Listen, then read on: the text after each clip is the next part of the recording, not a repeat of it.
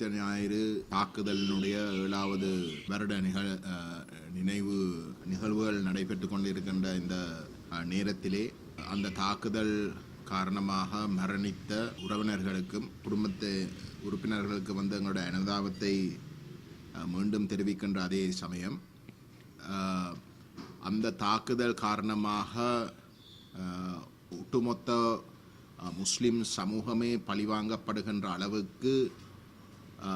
இனவாதத்தால் பாதிக்கப்பட்ட முஸ்லிம் மக்கள் உடைய அந்த பாதிப்புக்கும் எங்களுடைய பூரண அவர்களுக்கு அந்த நியாயம் கிடைப்பதற்கு எங்களுடைய பூரண ஆதரவும் ஒத்துழைப்பும் தொடர்ந்து இருக்கும். இந்த அநியாயத்துக்கு ஒரு முற்றுப்புள்ளி வைக்கிறது மட்டுமல்ல, இதுக்கு பின்னாலே உண்மையிலே இருக்கக்கூடிய நபர்கள் தூக்குக்கு அனுப்புவதற்கு நீதி நியாயத்தை நிலைநாட்டுவதற்கு தமிழ் தேசிய பேரவையுடைய முழுமையான பங்களிப்பு